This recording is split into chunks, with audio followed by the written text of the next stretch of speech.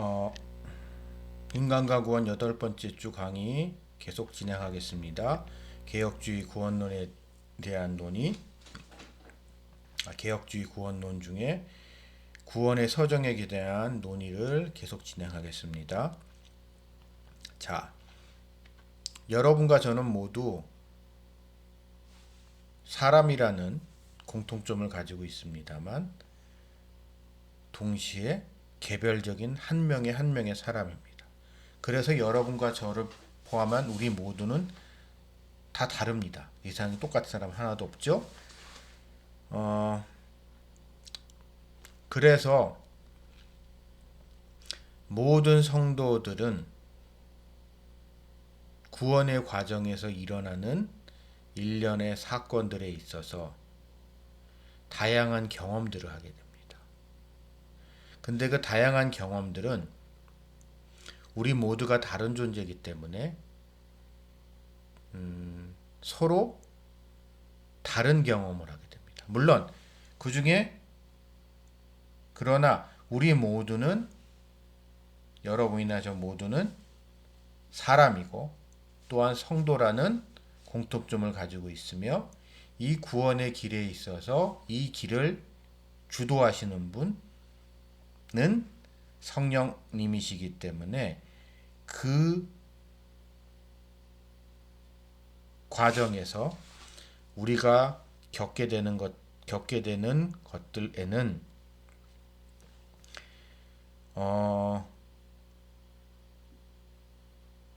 개별적인 현상이지만 그 사이에 공통적인 것들이 있고 이 고통적인 것들은 분리할 수는 그 사이에는 분리할 수는 없지만 구별되어지는 다양한 공통의 경험들이 있습니다.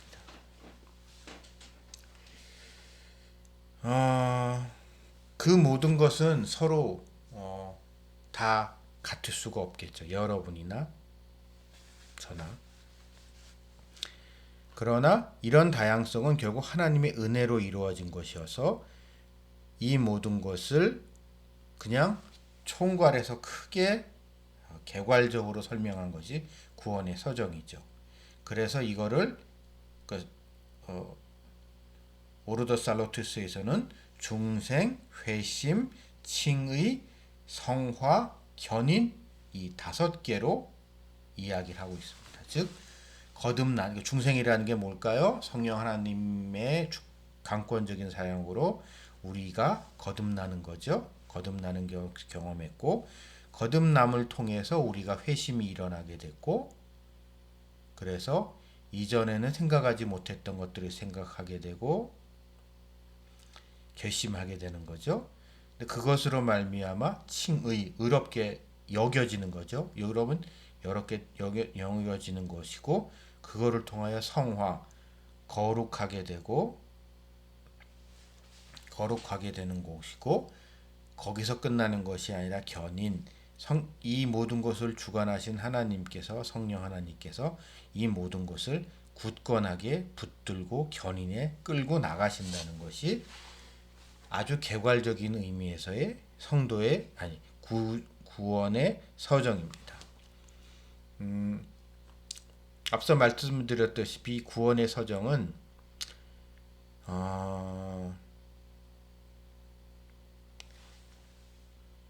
그러니까 시간적인 순서가 아니라 구원이라는 것이 죄인이었던 우리 인간이 우리 한 개별적인 한 사람 한 사람이 하나님의 능력으로 구원을 받게 됐을 때 그 개인에게서 일어나는 현상을 분리할 수는 없지만 그 안에서 일어나는 현상들을 들의 각 부분을 분리하지만 구별하는 것이 이 구원의 서정이죠. 그리고 이 구원의 서정이라는 것은 우리가 대부분의 성도들이 여러분들이 대부분의 성도들이 신앙생활을 하면서 경험하게 되는 거죠.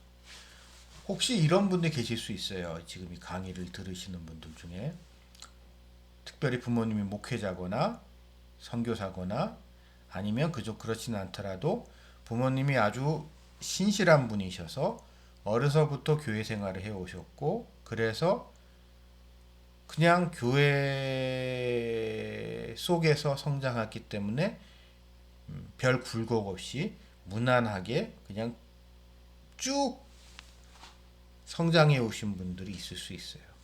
그런 분들 같은 경우는 그런 분들을 보게 되면 간혹 이제 이 내가 그러니까 뭐라고 해야 되나요? 그러니까 뭔가 이렇게 뜨거운 체험이 없죠. 뭔가 이렇게 극단적인 경험 이런 게 없다 보니까 내가 과연 이런 일이 나한테 있었는가 라는 거를 이야기 거에 대해서 이렇게 본인 스스로 확신하지 못하는 분들이 간혹 계십니다.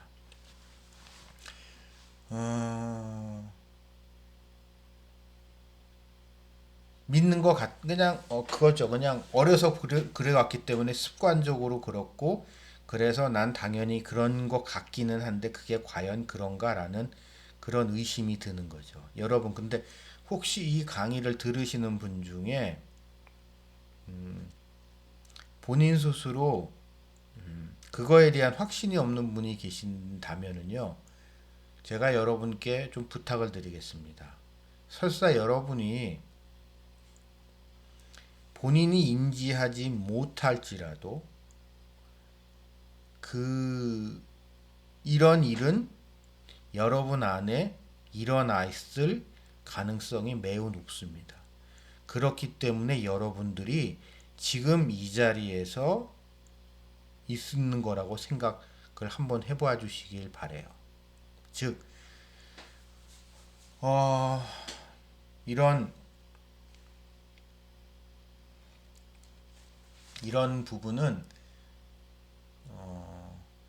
그러니까 이런 부분을 참 이게 집요하게 파고들어서 이제 한국 교회를 어지럽혔던 인간들이 구원파거든요. 그러니까 이 구원파가 누군지는 아시죠? 네. 근데 구원파의 문제는 이 구원의 서정을 너무 극단적으로 단순하게 생각하는 것이고 극단적으로 강조하다 보니까 이것을 경험하지 못한 사람은 이것을 본인이 명백하게 깨달을 정도로 그냥 경험해 보지 못한 사람은 구원받지 못한 사람이다. 라고까지 이야기를 확대하는 게 구원파들의 문제인 겁니다. 그러나 성경에 제가 말씀드렸죠.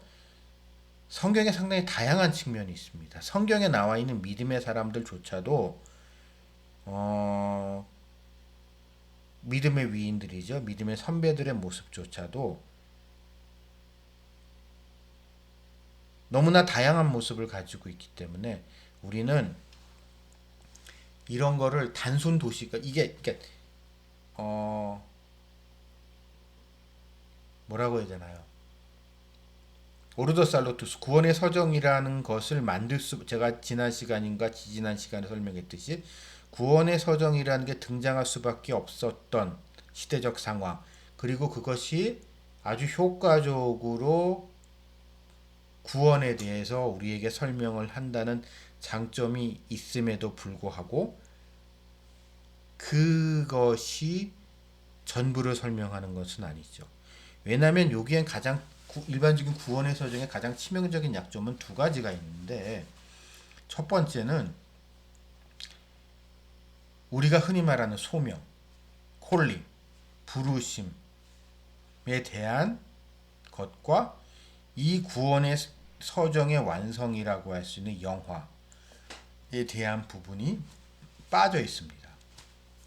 특히 이제 이런 게 좀 있는 것 같아요. 우리 한국 교회의 좀 특수성이 있는 것 같은 게 많은 분들이 뭐라고 해야 되나 기독교적 전통이 모태신앙인 분도 계시지만 모태신앙이 아닌 분들도 계시고, 모태신앙이라고 할지라도 부모님이 상당히 강렬한 영적 체험을 하신 분들이 많고, 또 그런 분들 사이에서 성장을 하다 보니까 부모 세대 내지는 이전에 경험했었던 어떤 강렬한 영적인 체험, 그 카리스마틱한 부분이 한국 교회에 되게 퍼져 있다 보니까, 이런 더군다나 한국 교회에 가지고 있는 이런 팽창주의죠. 그러니까 확대, 팽창, 선교, 그러니까 부르심을 계속 강조하는 거죠. 소명을. 그러니까 그래서 소명을 통해서 교회를 성장해 나아가고 선교를 확대시켜 나가고 해왔던 한국 교회의 그런 좀 특수성이 있다 보니까, 그러니까 그런 경험이 없이 그냥 교회를 어려서부터 자연스럽게 나오게 되셨던 분들은 좀 뭐라고 해요? 소외감을 느끼는 거죠. 근데 흥미로운 건 뭐냐면, 이 오르도스 살루투스 구원의 서정이라는 것이 만들어졌고 내려오고 이렇게 퍼져 있던 서구 교회의 상황은 우리와 다른 거죠. 서구 사회의 상황은, 거기는 이번적으로 모두 다 근본적으로 기독교 문명권이기 때문에 어찌 보면 모든 사람이 명목상으로는 기독교인인 경우가 많았죠. 즉 개종의 과정이 없었단 말이에요. 개종의 과정이. 근데 우리나라 사람들은 개종의 과정을 거치면서 그리스도인 된 사람들이 많고, 그 사람들한테 개종이라는 것은 너무 낯선 거고, 그러다 보니까 특히 유럽 쪽 같은 경우는 그런 사람들은 소명이라는 부분, 콜링, 부르심에 대한 부분이 개념이 낯선 거고, 이에 반해서 유럽보다는 좀 미국의 상황이 난 게, 미국은 유럽과 달리 여러 교단과 교파들이 서로 경쟁하는 상황이고, 그러다 보니까 좀 그러면서 부흥운동, 복음주의자들의 부흥운동 같은 것들의 영향으로 말미암아 소명이 강조됐고, 결단과 헌신, 그리고 그 결단과 헌신을 통하여 한국의 선교사들로 파송이 됐고, 그런 연장선상이 있던 한국 교회에서 또한 많은 사람들은 그거보다 더 강렬한 그런 어떠한 체험, 경험, 이유들로 말미암아 개종을 하면서 그리스도인이 된 거니까요. 그래서 이런 부분에 있어서 좀 다른데, 아주 이런 구원의 서정은 이제 중생 거듭남을 강조하는데, 그럼 거듭남이 있기 위해서 있어야 되는 소명이라는 부분, 부르심이라는 부분에 대한 부분이 명쾌하지 않다는 부분과 함께, 또한 구원의 완성이라고 할 수 있는 성화에 대한 이야기가 좀 약화되어 있다고 해야 되나요?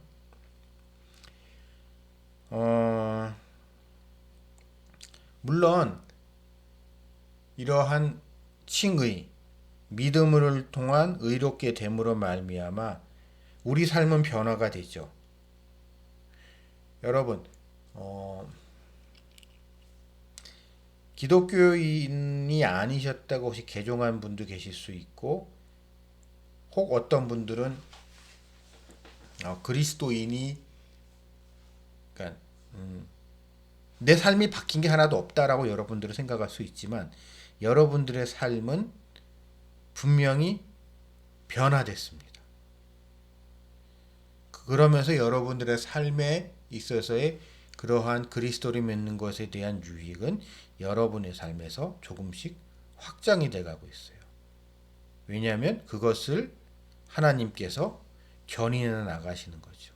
그리고 견인해 나는 과정에서 결국 구원이 완성되는 영화가 일어나게 됩니다. 음, 만약이라는 가정은 바보 같은 소리라는 건 압니다만 우리가 좀 가끔은 그런 생각을 해볼 필요가 있는 것 같아요. 저는요 그리스도인 그러니까 그런 세상 사람들이 교회 다니는 사람 보고 욕을 많이 합니다. 교회 다니는 게 뭐 저 모양 저 꼴이냐라고 이야기들을 많이 하는데요. 저는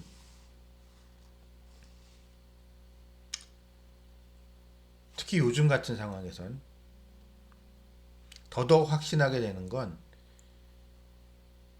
어,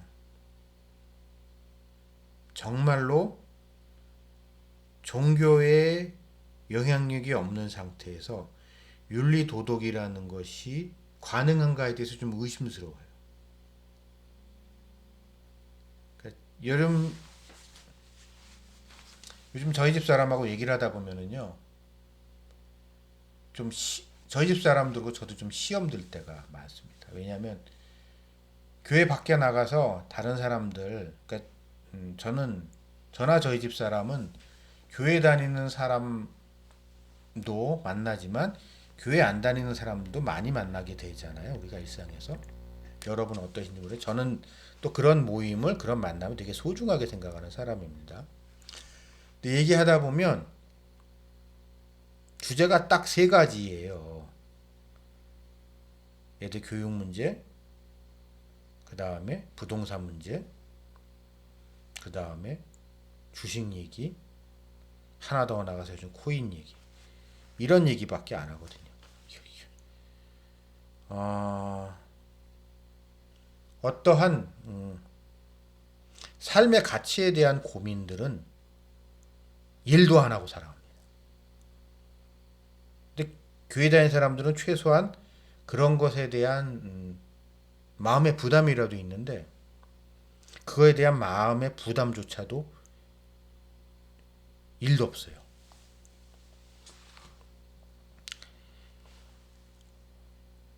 그것이 결국 그런 마음의 부담을 갖게 하시고 그런 마음의 부담을 통해서 우리가 다른 사람들과는 조금 다른 사람이 안 하는 고민을 하면서 조금은 다른 삶을 살아가게 하는 것이 성도의 견인이고 이러한 성도의 견인을 통하여 결국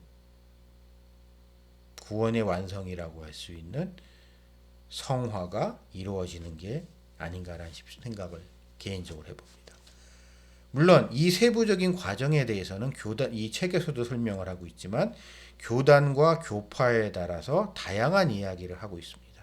또한 경우에 따라서는 어떤 기독교 내의 어떤 특정 운동을 하시는 분들에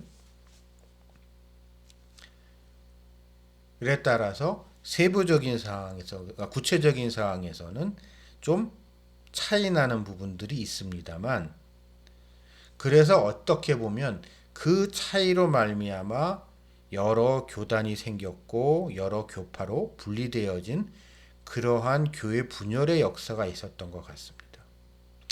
근데 우리 학교는 이제 연합신학교니까요. 초교파 신학교이기 때문에 더더욱 그렇긴 했지만 우리는 그것에 대해서 그러니까 이 구원의 과정, 구원의 과정에 대한 이런 여러 교단과 교파의 견해 차이에 대해서 서로 좀 다름을 인정해 줄 필요가 다름을 인정해 줄 필요가 있지 않나 싶어요. 즉 성경에서는요 분명히 성경적으로 봤을 때 이 교단 내지는 이 교파의 주장, 저쪽의 주장 다 근거가 있고 일리가 있는 겁니다. 그래서 우리 모두는 그런 것들을 다 어느 정도는 수용하고 인정해 줘야만 합니다만 다른 한편으로는 역설적으로 그것을 또 너무 극대화해서 구원파 같은 이단까지도 그냥 얼렁뚱땅 넘어가는 그러니까 구원파의 박옥수의 기본적인 제가 보기엔 전략은 그런 것 같아요. 아니, 뭐 너희도 이렇게 이렇게 다르고 너희는 이렇게 이렇게 다르고 우리도 이 다른 것 중에 하나일 뿐이야. 신학적 견해가 다를 뿐이지 우린 이단이 아니야라고 이야기를 하지만 구원파의 제일 큰 문제는 결국 그렇게 말하면서도 자기와 다른 견해를 가지고 있는 쪽을 공격한다는 가장 치명적인 문제를 가지고 있거든요. 그래서 제가 얘기하고 싶은 건 다양성은 존중되어야 되지만 그렇다고 해서 다양성이 절대시되어서도 안 된다는 겁니다.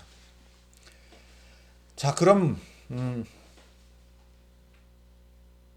제가 좀 이 부분은 좀 조심스러운데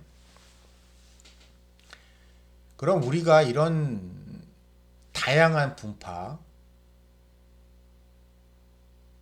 왜 등장하게 됐는가를 이 책에서 얘기하고 있는 부분이 좀 미약해서 제가 그 좀 첨부해서 제가 하고 싶은 얘기를 좀 포함해서 설명을 좀 해드리겠습니다. 지금 이 책에서 이야기하고 있는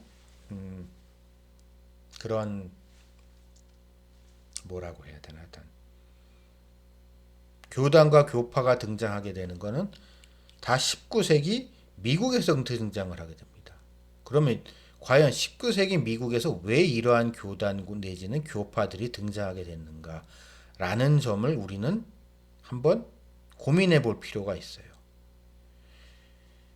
19세기라는 시대는 흔히 말해서 과학의 시대입니다. 그렇죠? 과학 문명이 막 고도로 발전해 나가는 그러한 단계였고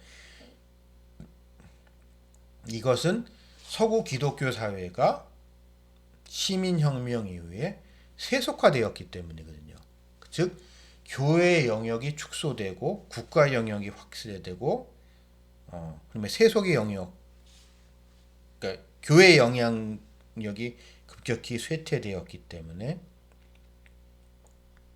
세상이 바뀌고 더 이상 종교적 권위를 가지고 교회 밖의 것들에 대해서 어떠한 영향력을 행사하는 게 불가능해진 시대가 됩니다. 19세기에.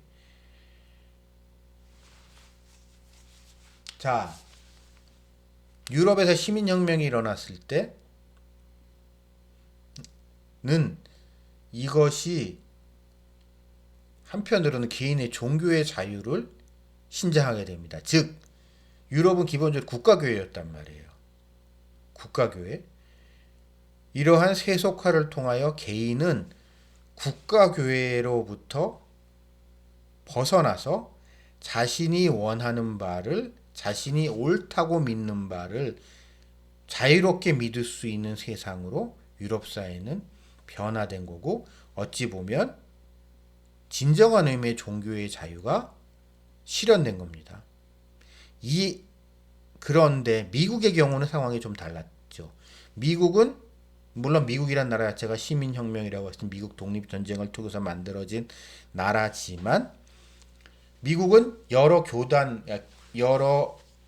기독교 공동체들이 연합되어서 만들어진 나라의 경향이, 그러니까 미국 여러 주들이 있단 말이에요. 유나이티드 오브 스테이트스 오브 아메리카는 말 그대로 여러 스테이트들 각 주의 연합으로 만들어진 나라인데 그 각 주가 만들어지는 과정에서 중요했던 것이 그 각 주의 그 공동체가 믿고 있는 교파, 그러니까 유럽에서 이민 오면서 자기네들이 가지고 왔던 뭐 청교도들도 있고 스코틀랜드 장로교도들도 있고 네덜란드 개혁교회도 있었고 경우에 따라서 카톨릭도 있었고 다양한 교단과 교파 배경을 가지고 있는 사람들이 미국에 와서 자기네들의 식민지를 개척하면서 만든 것인데 미국은 그래서 개별인 상황이어서 이 작은 자신들의 공동체는 그러니까 전체적으로 봤을 땐 종교의 자유가 보장되는 사회지만 그 전체적인 개인이 속해 있는 자신이 커뮤니티에서는 종교가 중심이었단 말이에요. 그런 상황에서 세속사회가 된다는 것은 많은 미국인들에게 자신의 뿌리가 흔들리는 얘기인 거거든요. 그러니까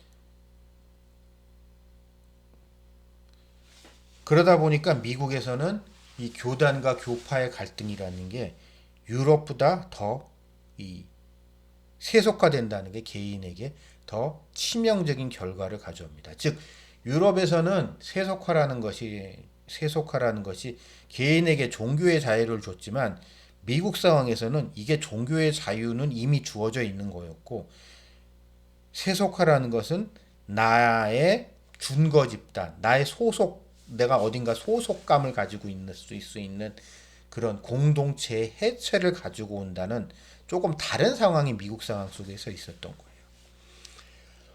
이러한 혼란 속에서 더군 혼란 속에서 미국에서는 여러 자생적인 교단들이 등장하게 됩니다.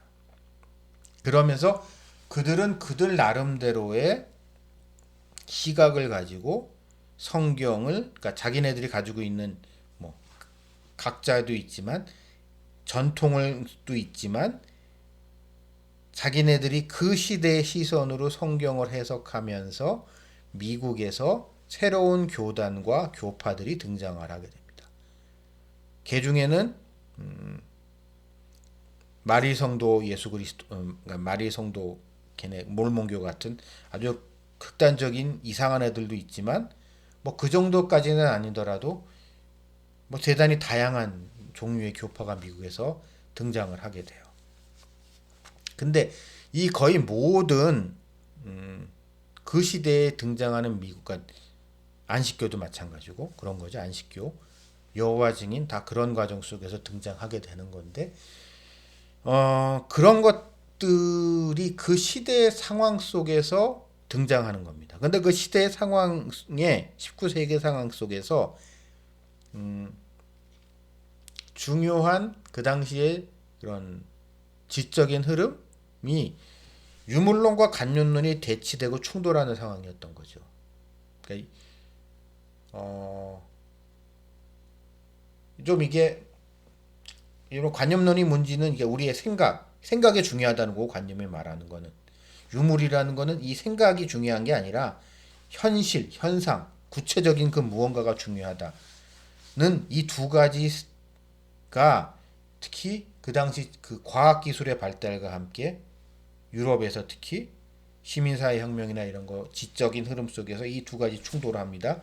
이 두 가지가 충돌하고 상호작용을 하는 과정 속에서 뭐 경우에 따라서 유럽에서는 이제 막시스트 공산주의 같은 것도 등장하게 된 거지만